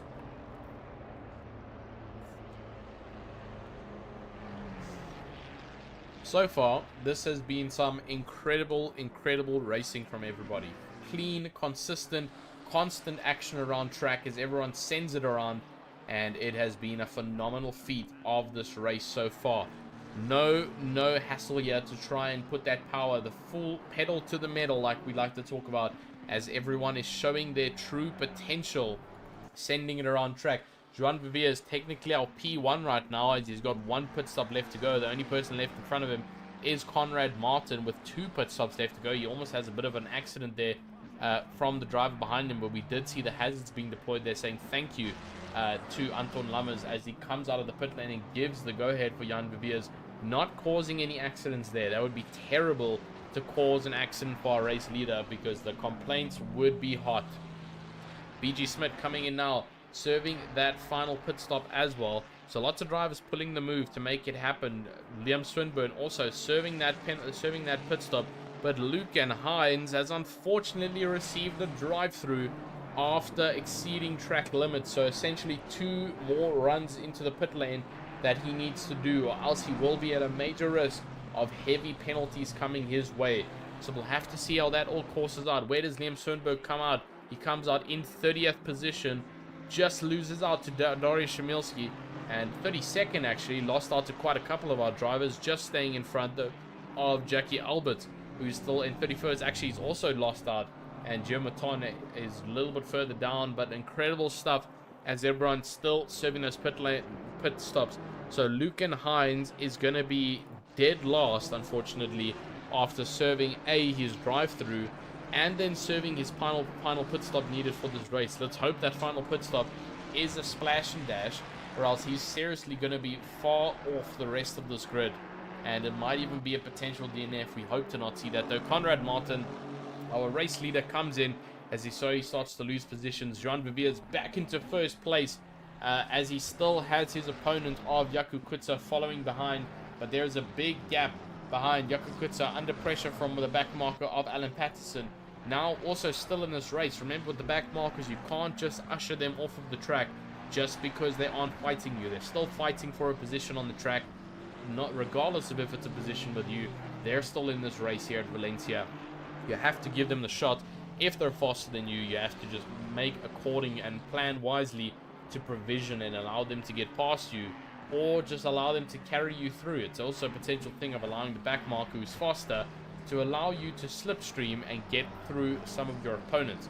But still, 3 packed cars in the 14th, 15th, and 16th position. Neil Krenning, Vanna Boshoff, and Ruud Liebenberg still with pit stops left to go. So they're going to drop off very fast. Same with Rob van der Heever, who did also get a penalty earlier, I believe. That's why he's sitting down in 18th with a penalty, with 1 pit stop left to go. But talking about penalty, which is why I almost stuttered on my words there, I just saw it in the flash of my eye. Neil Krenning exceeding the track limits as well and getting that drive-through penalty. So unfortunate stuff from him, as he has now faced the victimizing of the circuit over here at Valencia. Lots and lots of punishing corners. The track limits are weird because you can go out wide, but you also can't go out wide, so you have to be careful. Jody Sierman up into 3rd because of not serving that pit stop, is now coming in 9 seconds. He was behind the likes of Jakub Kutsar, so he's going to drop off very far from everybody else as the rest of the grid begins to pass him. You can see it there in the bottom right, down to 4th,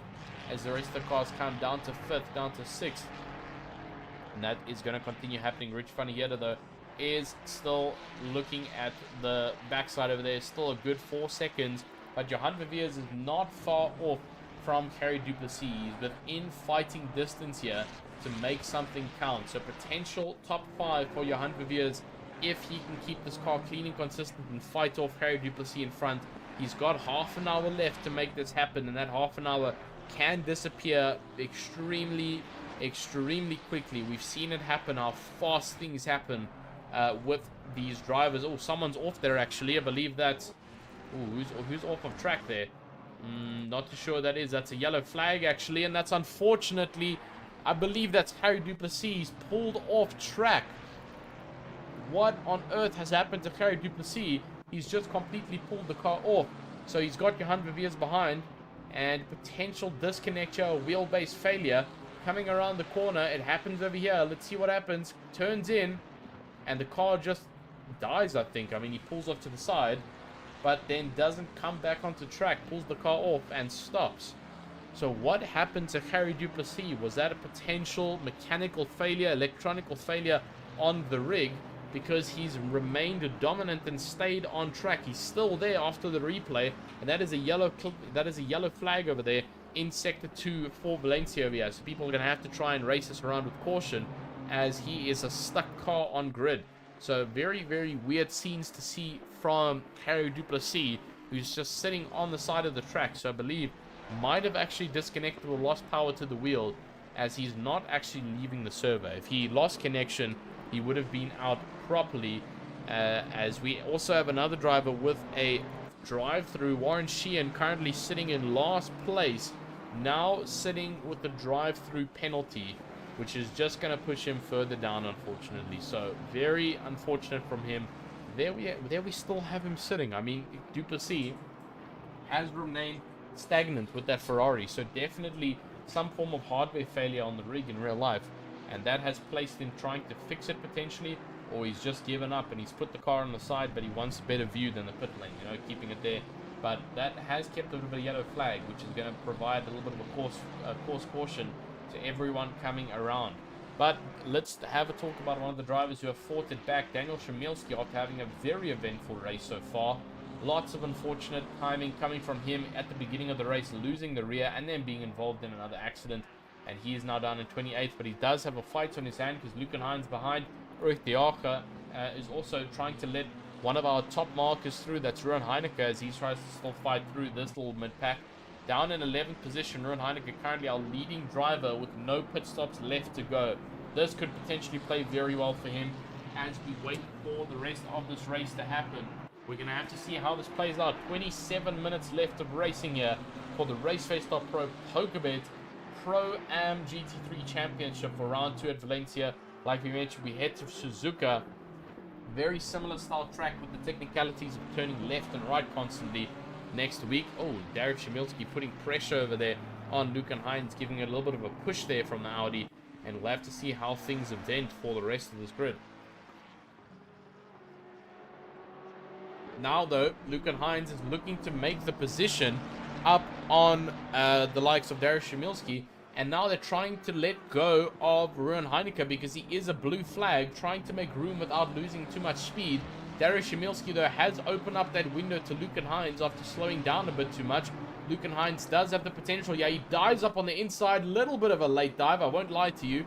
He's pushed off Szymilski into the gravel. He's lost out to Ruud de Jager. And that has been a little bit of an eventful overtake. I'm not too sure if that will be legal or if that will be reviewed by stewards. But very, very aggressive overtake lunge coming from Lukenhein's as he tries to get ahead. With this 26 minutes left, he knows he's still got a pit stop left, which is why he's trying to push as hard as he can. He wants to still finish in the top 30. I don't know if it's going to be possible, though, because the top 30 is still a high split of drivers sending it around track. And we'll have to see how this does turn out. Still, great performance around the track. Werner Boschhoff is trying to chase down Cara Pretorius a little bit further up in front of him. A little bit of a gap between the two, 2.6 seconds, no, actually 3.6 seconds, no, 0.7 seconds, what am I saying? A little bit further up in front of Pretorius is Liebenberg with a 2.6 second gap. Liebenberg is a whole 10 seconds off of Heineke, who's very, very good right now. He's got a good stride running with no pit stops left, like we've mentioned, so we need to keep an eye out for him. He's going to probably do the same as what he did at Monza. He did an incredible strategy. He pulled it up, and he actually finished first last week.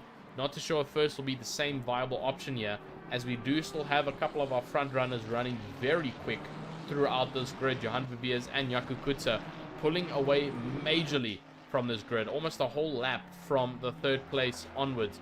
And incredible stuff from them. Johan Verveers has put in a lot of practice for this race. We saw it last night as well, participating in our open grid for the sprint series, and he has got no feet short of pushing it and sending it around track. Jakub Kutsar, though, trying to fight it off. 5 seconds. You can see just in the distance there, it's Verveers. And I don't know if it's going to be enough. He's going to have to try and put in a couple faster laps, or wait for the error, push that error from Verveers within the next 25 minutes left of racing. It's not a lot of racing left to go. We're looking at about 15 or so laps left here at Valencia. Actually, even less, 12 to 15 laps left of racing, as some of the drivers still circulating around. 14 minutes left of this pit window, and still a very, very full grid of drivers. The top 10, the entire top 10, having to complete their second pit stops, as well as 13th down to 15th. Werner Boschhoff, Rob van der Heever, and Jonathan Chislett still with one pit stop left to go. And then, like we do know, Lukenhein's still also one pit stop left to go after getting that drive through. So he is going to drop down low, unfortunately. And Harry Duplessis has parked the car, so he's pulled into the pit lane. I think that's his race over. I think, unfortunately, oh, he's actually pulling out. So I think that might have been a technical failure or a technical issue from Harry Duplessis, that he pulled off on track, maybe an emergency that he had to pull the car in and just go and assault or attend to whatever he needed to. But what I love to see is no matter what's just happened, even though he's down almost 3 laps behind everyone else, he has come back on track to finish this race proud and strong. The number 122 car sending it.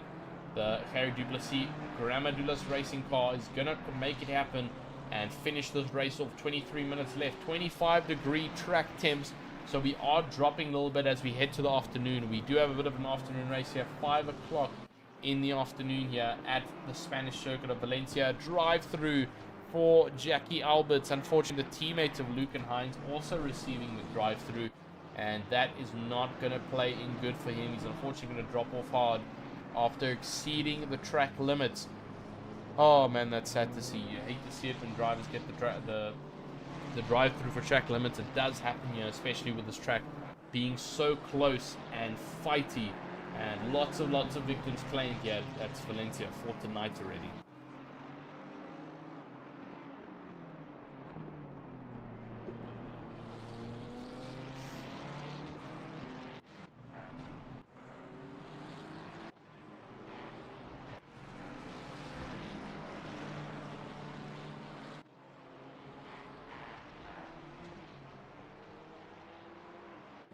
Let's go down towards a little bit of a fight that we've seen on our track map. Once again, the track map is live over here. As you can see, lots of fighting and lots of splitting going along the track. But we are on board with the number 12 car of Mark Henneberry. He's in a good fight with Peter Oosthuizen and Anro Stadler, as everyone putting pressure on each other for this battle for 19th.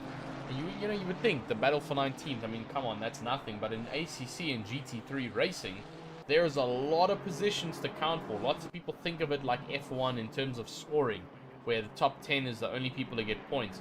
That's not how it works in GT3. Almost every single driver on this grid will get a point or more depending on their finishing position. Even if you finish dead last, I think you still get 1 point for finishing the race and actually even just attending the race, starting the race off. But now pressure. Mark Henneberry has completely lost out, as he's lost it to Peter Oosthuizen and Anro Stadler. So both of them making the move up on the inside of Mark Henneberry, as he's really lost out. Peter Oosthuizen just seeming to carry a little bit better tires from on that BMW. We know the BMW having better tire wear compared to some of the other runners. Mark Henneberry in that Honda, not one of the best traction cars in terms of tire wear. It does like to burn rubber very hard and very fast, and unfortunately you can see it as he tries to keep on behind some of his competitors. Everyone else still sending it along the line. Alan Patterson holding off the top 15 at the moment, as everyone else behind him trying to fight for that position, get off into the top 15 and get a couple more points around the track. But still further on down as well, Björn Putter sitting nicely, and Leon Swinburne, our 4th driver to claim the drive-through tonight, just getting that track limit and unfortunately receiving the drive-through penalty down in 29th position. And that is not going to play his cards well for this race, down very hard. And we'll have to see how this counts. Conrad Martin, though, still pushing it around track. He actually has had a fantastic recovery. He was in first after having the only driver with 2 pit stops left. I thought he would drop off a lot heavier, but currently sitting in 7th position with 1 pit stop left to go, same as all the runners in front of him. And he's actually fighting with 5-star, who's a little bit further up on him, actually quite a good distance, about a lap or so. So Conrad Martin might start losing out. Ruben Heineke, though, is going to start to experience the free positions, as he is still the starting driver in terms of all pit stops completed. Everyone in front of him needing to finish those pit stops. He'll definitely get that position on Conrad Martin in 7th position because of how far off he is from the rest of the grid. 5-star maybe not, as he is a little bit further up. Same with the likes of Ronald Charles, Johan Viviers, Rich van Heerde, Jaco Kuta, and Joan Viviers, as they still fight throughout the pack. Someone dives into the pit lane there. That's one of the Aston Martins, I believe it's Jody Sederman. Yep, Jody Sederman coming in to serve his final pit stop. He's unfortunately going to go down quite a couple of positions here from holding that pit stop down all the way to the last 10 minutes. So like we've seen at the top there, 10 minutes left of our pit window, 19 minutes left of this race. and we'll have to see how things start to turn out. 39 laps done by our race leader, Jean Viers, the number 222 Hybrid Racing V8 V6 Hybrid Ferrari 296, sending it around track for the next 18 or so minutes. And I believe he's going to be able to hold it down if he just keeps the car nice and consistent. He's doing an incredible job. He's got some incredible pace. The 130.9, that's pro pace.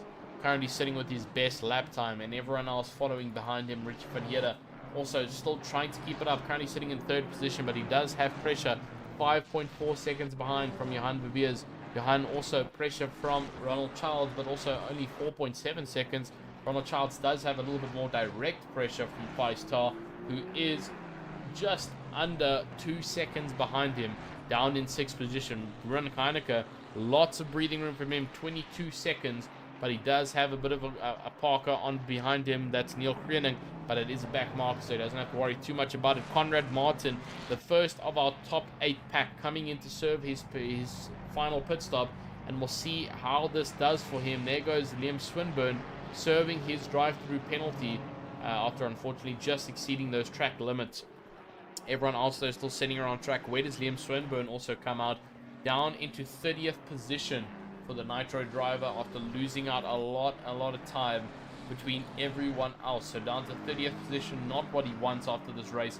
Oh, actually almost getting a little bit of a bumper tap there from our second position racer, Jakub Kutza, who gets a little bit up close and personal with the Omnius Gaming driver, sending it around this track, trying to keep it as clean as possible. And Rich Van Heerden still also doing an incredible feat, trying to keep that car nicely in third. He knows he's going to have to serve that penalty, or not the penalty. He knows he's going to have to spend that pit soon, and he might lose out to some of the drivers behind who are waiting to gain on that early pit stop advantage, like Ruan Heineke, Gerrit Pretorius as well. We're watching him from the start already with no pit stops needing to be done. He was one of the first to get all of them finished, and we'll have to see how it plays out for him. Currently sitting in 8th position, but he is a good feet off from Ruan Heineke with 16 seconds of a gap to the driver in 7th, but he's got loads of clean air right now. Going to our track map, you can see he is in a bit of a solo territory actually, of coming across the straight line. Only 2 active drivers on our main straight. The rest of them fighting throughout the mid-pack. You can see it there with the number 996. Really feeling the pressure. Ruan Liebenberg in a big fight over here. Lots and lots of cars are fighting their way through. And as you can see, the time and leaderboard still doing incredible stuff as everyone else fighting it out on the main race over here. Still incredible feed. Ruan Liebenberg in the middle of this fight.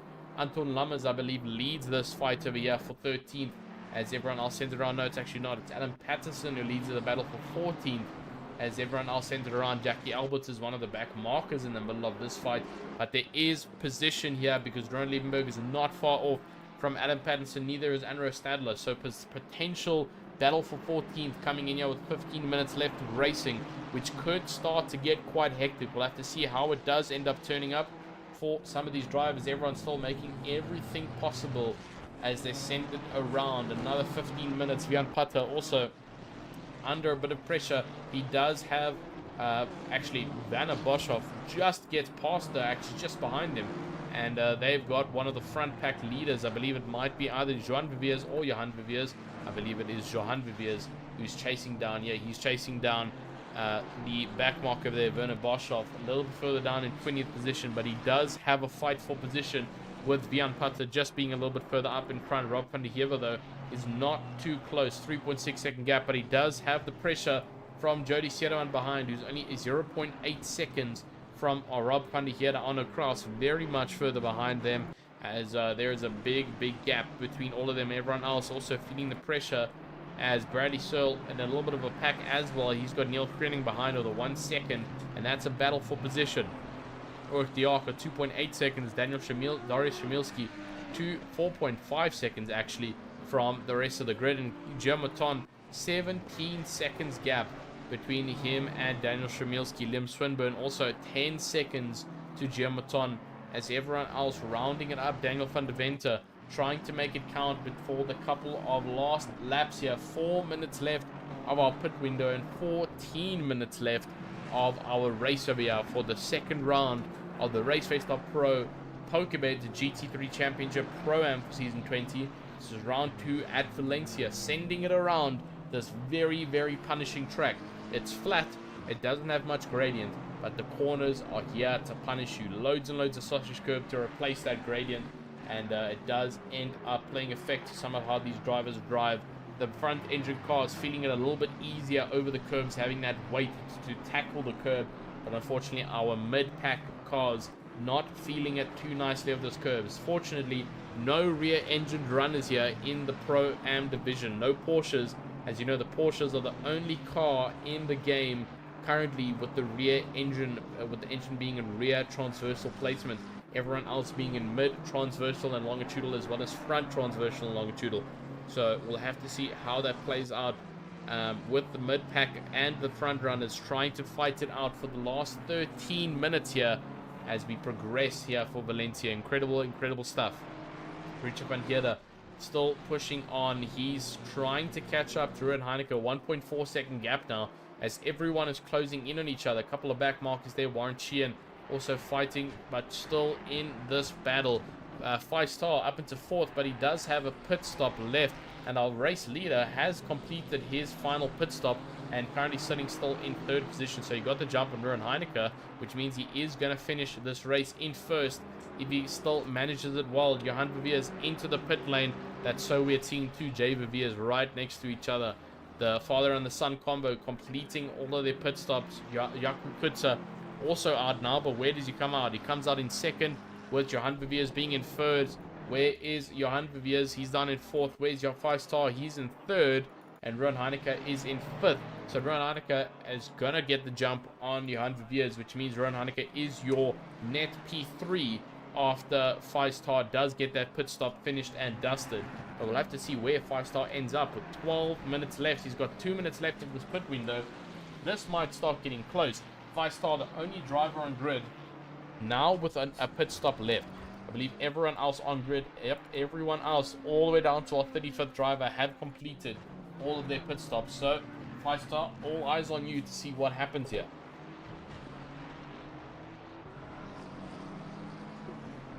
This could be crucial because we've seen it before in previous rounds and previous seasons where drivers are so focused on the race ahead of them and what's in front of them, trying to battle it out, and they end up sometimes missing that pit window. I don't think this is going to happen for 5-star, considering that he is in a bit of clean air. He doesn't have too much to think about in terms of the fight, which means he shouldn't miss this pit window. 1 minute and 10 seconds left.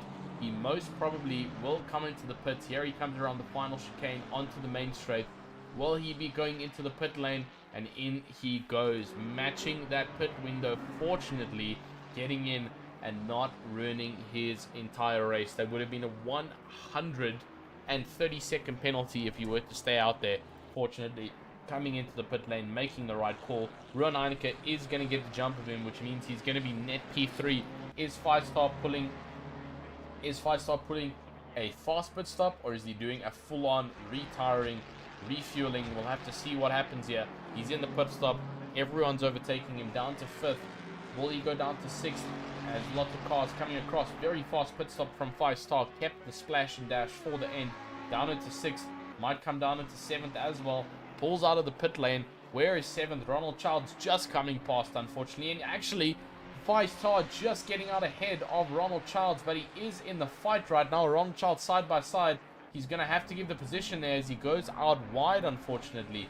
Coming across. That's a very close call, and the pit window is officially closed. We have 10 minutes left of racing now, with 5-star down into 7th position. Incredible strategy pull to keep it in the top 10 though. Johan Verveers sitting in P1 after doing a successful routine over there of getting those pit stops out of the way. Jakub Kutzer still remains in 2nd with a 5-second gap behind, and Ruud Heineke, our race winner last week, sitting in 3rd now. Behind Jakub Kutzer. He's got Richard van Heerden behind him, and that's an actual fight for 3rd, as it's only a 1.5 or so second gap. So if Richard van Heerden can start to pull and gain up to him in the next 10 or so minutes, we've seen him do it in real life. He does real life racing. He's got the knowledge, he's got the experience. Can he pull up and catch up to Ruud Heineke in these final 9 minutes and see if he can claim that podium position? It means he'll be here for the interviews if he claims that. John Vivier is also not bad at all after completing his pit stops, down into 5th, as he did not lose out too much, but Ronald Childs has lost out quite a bit, unfortunately, sitting in 6th, and a really good margin of gap between him and Johan Viviers, who's a little bit further up ahead. 6 seconds gap, as we can see how unfortunate Shemilski Darius in the Audi, a little bit further down there in the middle of the pack, 28th position after the event. I mean, man, I am super proud of this driver for still finishing off this race. He's had some collateral damage this race, an unfortunate spin at the start, and then getting involved in another accident that was completely unavoidable, and still putting it up into 25th and finishing off the race strong. And incredible stuff from him. Everyone else also still putting it on the grid. Alan Patterson down into 16th position now, as everyone else still swarms around the grid. And he's actually lost out, I believe, to Arno Stadler again and Anton Lammers, who were also all fighting with each other. So Alan Patterson has lost out there. Ron Liebenberg, though, does have a fight on his hands here going into the final couple of laps for here at round 2 at Valencia. 7 minutes left to go. We are looking for about 3 to 4 laps of racing at Valencia, and there is a fight on our hands. The battle for 16th, Alan Patterson and Ruud Liebenberg, who will be coming out on top, coming into the final stretch of this race. We've spent a good 72 or so minutes racing around Valencia, making it a punishment center, and everyone feeling the wrath of it. But now, lots and lots of pressure as everyone is trying to finish off strong.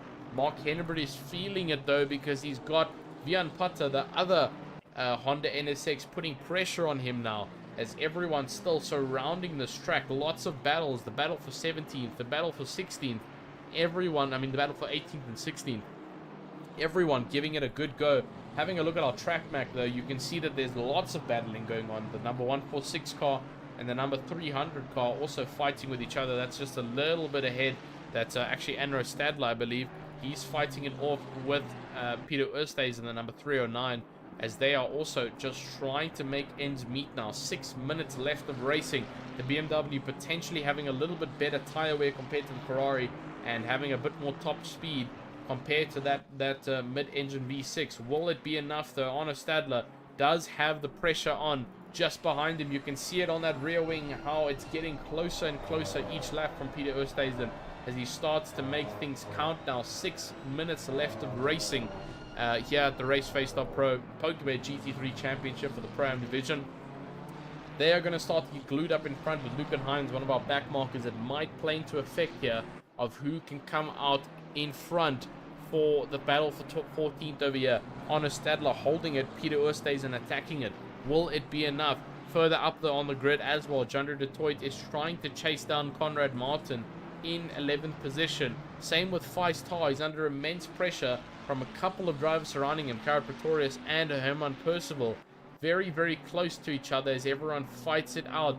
And there you still see Darius Shemilski trying to recover as much as he can, but Joan Viviers still sitting in first with 5 minutes left of racing here, trying to sift through the back markers, but he does have a good gate of gap between him and Jakub Kutza in second. Ron Heineke, though, also 19-second gap between him and Jakub Kutza. So still incredible feed from Jakub Kutza and Johan Viviers, pulling themselves completely away from the rest of the grid, and they've done it in absolute fashion.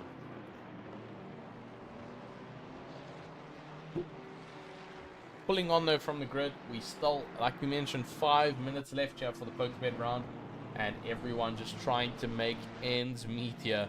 Everyone just trying to make it count. We see an overtake coming over there because that Mark Henneberg has lost out hugely to Vian Pata. Vian Pata now overtaking one of our, I believe that's Johan Viviers? No, that's not Johan Viviers. Someone else actually fighting it out, as everyone putting pressure on each other. That is the number, what number is that hybrid racing car? That's the number 222. That's our race leader, actually. Currently fighting with a couple of our back markers. Sending it around track, though, Ruud Liebenberg has lost out a little bit now to Alan Patterson, as a good gap is starting to form. Alan Patterson is starting to run away with this now. Further on, though, still down the grid, Werner Boshoff is still putting pressure on Jody Sederman. So lots and lots of mini fights coming into play over here. You can see how one of our second place race leaders, Jakub Kutza, also trying to sift through everyone now. 4 minutes left of racing here. and everyone is putting pressure on pressure here for Valencia. Everyone trying to make it count until the end of the line matches. BG Smith also still sitting in a nice, good amount of clean air. Actually, that's on across. BG Smith a little bit further on ahead.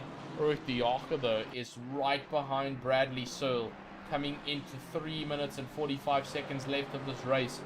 This could be a fight for 25th position as Ruth Diaker trying to make provisions meet, trying to find a way around that much faster top speed Mustang. He's got the better rotation, though.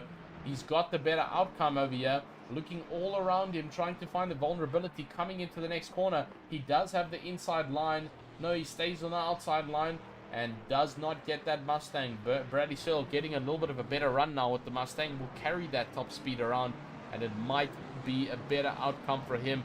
Ruth Diaker trying everything he can, though. A little bit further behind, though. Fortunately, lots of splitting in our back row. Daniel van der Venter, though, is putting pressure on Liam Swinburne, the number 30 and 31 cars in position, trying to fight it off with each other. 2 minutes and 56 seconds left. There's just continuous fighting up and down the grid. Rob van der Heever trying to fight into Vanna Boshoff and them. He's now also right behind them, as Vanna Boshoff has actually lost out of it to Jody Sierman, who's now running away, just staying a bit ahead in front of the second place racer of Jakub Kutzer. Everyone else, though, also still trying to find it out. Conrad Martin has lost out to Jean-Ray de Toit, unfortunately, just being a bit faster. The Mustang carrying that top line speed and having a faster lap time. 134.6 was the last from Conrad Martin. 132.3 from Jean-Ray de Toit as his last. So a little bit faster compared to Conrad Martin, as everyone starts circulating. 2 minutes left, about a lap and a half left to go here, depending on where our race leader is. Where is he? He comes across our main straight. This means it is going to be a final lap. As he comes across, you're going to hear the call come through. Actually, it's not going to be the call for final lap, as he can still do one more lap coming across the line. Let's see. Yep, it's going to be one more lap, so it's still 2 laps running. Jean Viviers did cross the line in time. He's now 8 seconds from the guy in second, Jakub Kutzer, Team Triad Racing driver, pushing it as much as he can, but Conrad Martin is upset about that, losing out to Jean-Ray de Toit in the final closing stages of this race. Peter Oosthuizen now also trying to gain up to Arno Stadler before the end of this race. That purple car is looking venomous. It's looking ready to attack, and it's wanting redemption from losing out on that position. Vian Putter, though, has gained that position, like we mentioned, from Mark Henry a little bit further, but now he's chasing Red Liebenberg, who was fighting with Alan Patterson but has lost out on that completely, just not feeling the grip. You can see there's a bit of damage on the front of that Aston Martin, as he's just trying to keep that Honda behind him. You can see how close it is, the Honda eating away, trying to get around to find a vulnerability and see if he can make it count. Oh, there's contact, actually. Unfortunately, a little bit of contact. We got that on the rear view cam, but he does exceed the position. He does not take over from Ruben Liebenberg. So good sportsmanship shown there. A little bit of bumping, but we will give the position back because that was not fair on Vian Putter's side. Just putting a little bit too much pressure and missing his breaking point. 26 seconds left of this race. It's been an absolutely phenomenal one, but boy, I am tired because of how much racing has gone on here. Constant pushing. There we go. Our leader has just hit the final lap. John Viviers has got one more lap of rotation here around the circuit of Valencia. Ricardo Torma, the Valencian circuit here in Spain. Incredible stuff, as everyone trying to pull it around for the final closing stages of this race. It's been a mega race. Lots of strategy has been placed in. Everyone trying to fight it through in the mid-pack and the back-pack, just trying to make things count, because every point will count towards that championship standings. Johan Viviers is going to be stoked about this one. I'm sure everyone else is going to be stoked about this one as they come across trying to get that lap finish. You can see Johan Viviers on the left side over there. He just crossed over a good 9 seconds now, as he's really starting to pull from Jakub Kutzer.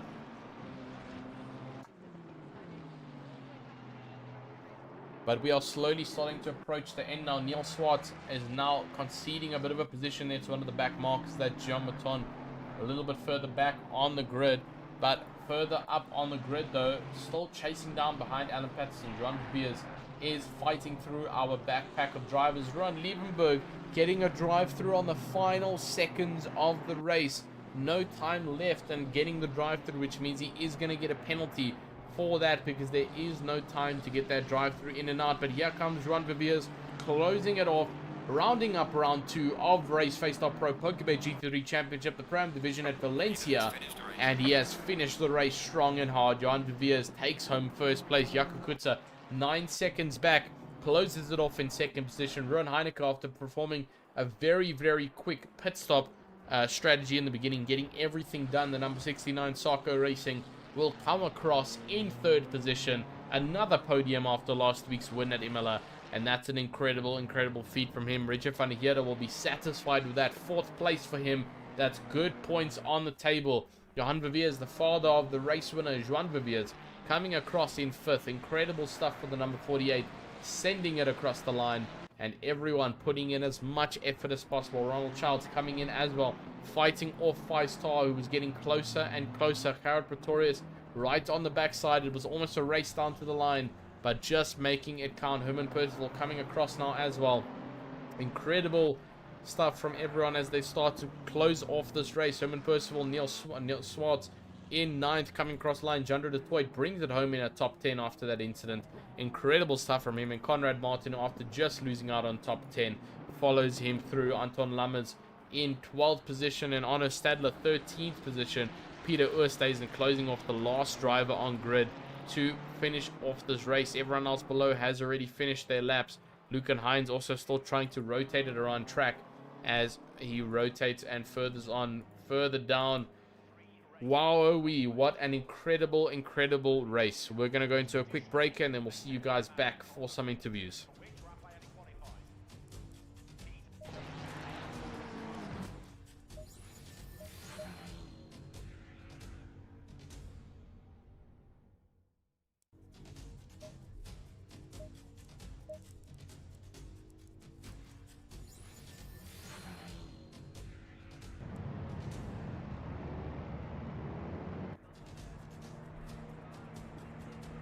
Alrighty then, ladies and gentlemen, we are officially done with the second round here at RaceFace. It's been a phenomenal, phenomenal race, and oh my goodness, lots and lots of pressure coming from everybody, sending it as hard as they can around track. We're just waiting for a couple of our interviewees to join in on the commentary box. We've got one of our guys coming in. We've got Ruan Heineke waiting for us, ready to be interviewed. We're still waiting for Jaco Kutzer and Johan Beers, as they will slowly start to pull through. A couple of celebrations going on though. I can definitely imagine that, but an incredible, incredible race it has been for some of our drivers. Phenomenal work to keep everything as consistent as possible. And wow, oh wow. I mean, I'm looking forward to Suzuka. Apologies guys for the little bit of lack here as we get to the end. It started getting really hard with the constant talking over here at Valencia. And fun fact, I've never driven Valencia, so it did make it a little bit hard trying to navigate through the track, not knowing where things are happening. There we actually had a little bit of contact, and phenomenal stuff as everyone else still joining the crowd. Not too sure if Jaco Kutzer is going to be joining us, but we do have our 3rd place interviewer ready to join us in the box, and that would be Ruan Heineke.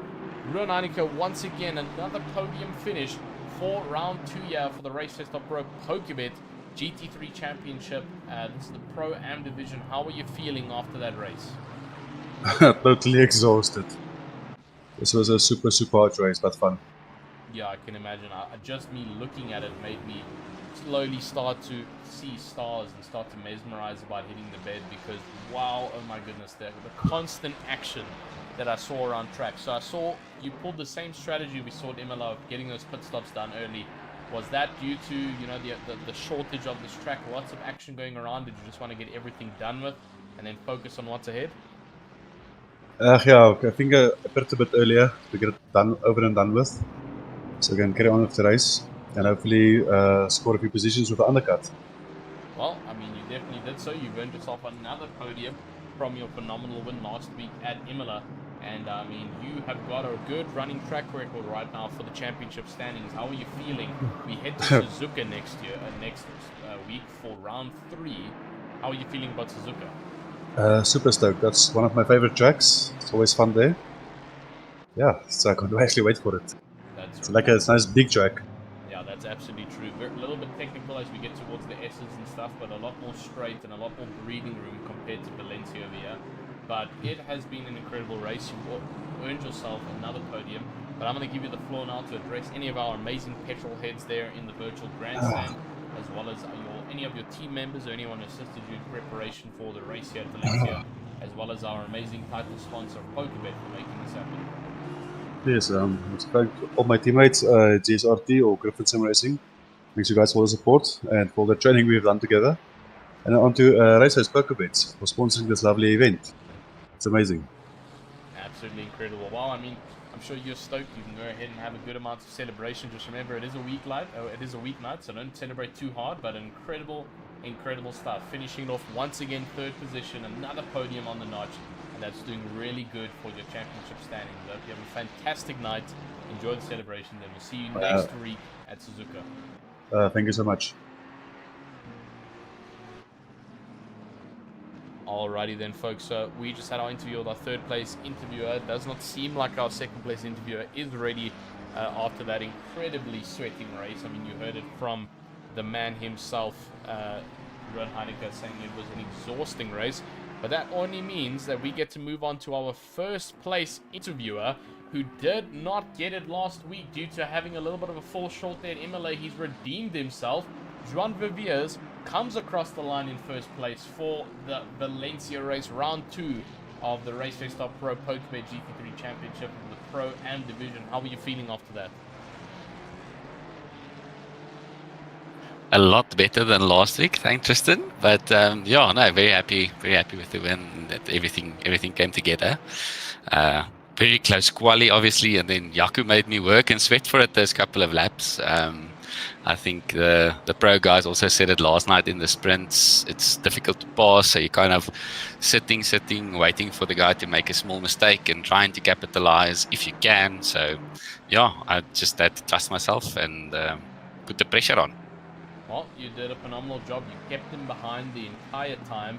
You pulled a good pit strategy, and this time you didn't lose it off camera from last week, like that little secret you mentioned. And fortunately this time, keeping the car nice and clean. How did the Ferrari feel? We know that Valencia is a technical track. It's very draining on the body, and it's very draining on the car as well. So how did we start to feel? How did the car feel coming towards the end phases of the race? Yeah, no. Between the sweat dripping off the eyebrow, which is always a challenge, so maybe I must invest in that plan also. But yeah, technical track, the car's tires, you can definitely feel start going after about 20 or so minutes of lapping. So you really have to find a fine line between pushing and preserving the tires for later in the stints also. So I think that also helped me a bit, not making the same mistakes as I did last week. Going flat taps just to try and preserve it. So the track actually helped me keep focus a bit better than. So yeah, lessons learned from last week, so happy with that. Oh, absolutely incredible. How are you feeling going to Suzuka? You mentioned last week after Imola not getting the result you wanted, that you are now ready to take the lead, and you feel very confident coming into the next couple of rounds. You've shown it here at Valencia, bringing it home in first. So how are you feeling going to Suzuka next week?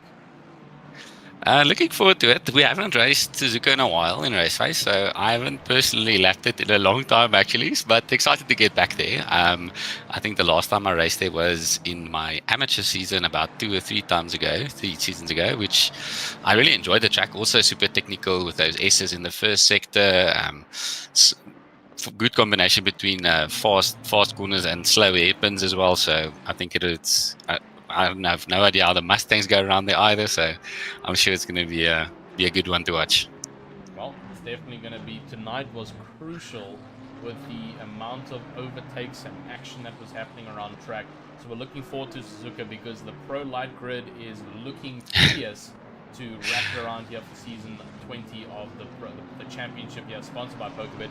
But I'm going to give you the floor, Mr. Juan Viviers, to address any of our amazing petrol heads in the virtual grandstand, as well as any of your team members or other members who helped you prepare for this race here at Valencia, and of course our amazing title sponsor who has made this possible. Yeah, thanks to PokerBet for sure. I mean, we all enjoy racing it as a hobby, and they're making it so much more enjoyable. Putting in some hours in the rig, definitely feels worth it. But so yeah, thanks to PokerBets and thanks to Hybrid Racing for all the prep work. Lego and Daniel Rowe and Dino, all those guys. Always very helpful with any questions I may have or struggles I might have. So big ups to them as well.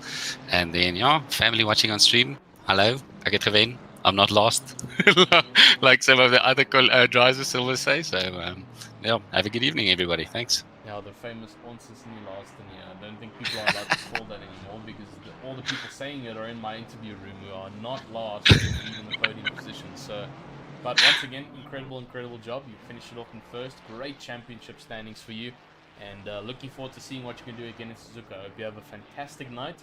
Enjoy the celebration, but remember it is a weeknight. You've got to keep it stable as the sim racing driver, and have a fantastic night. We'll see you next week for Suzuka. There we go. Cheers, guys. Alrighty then, guys, and that officially concludes our round 2 race here at Valencia. Unfortunately, just missing out on our second place interview, just not joining the box, and that's all good though. We managed to get the interview with our first and third place, but man, that has been an enduring race. You heard it from the drivers, the blood, sweat, and tears that came out of that race trying to make it happen. It came from the commentary box. I mean, my floor is currently sitting with sweat all around. Incredible stuff, though, from everybody else who performed incredibly well tonight. We saw it.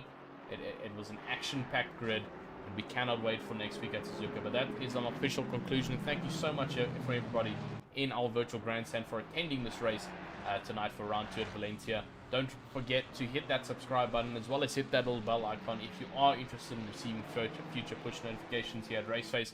And don't forget to check out our title sponsor, PokerBet, in our description of both YouTube videos, the Pro and the Pro-Am stream. But other than that, I hope everybody has a fantastic night. This is your commentator, Tristan Earp, signing out. And we'll see you next week at Suzuka. Have a fantastic night, everybody, and we'll see you. Cheers.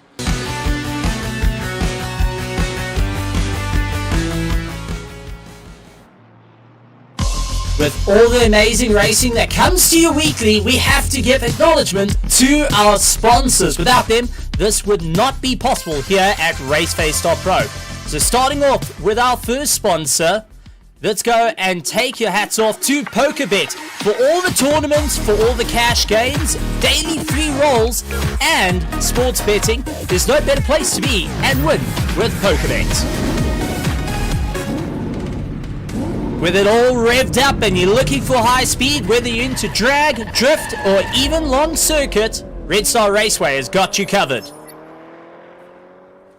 If you're looking to upgrade your car or make sure it's running slick and smooth, go and head over to Extreme Service Center to get you that full mile across the race line, or whether you're going good in the dash. Sliding in to keep you on your toes, Scallywags Drift Academy will keep you right at the top of the pack. And if you're looking for all your streaming needs, head over to Tenvo Tech for all the overlays. Once again, ladies and gentlemen, boys and girls, it's been an honor having you. We'll see you next time right here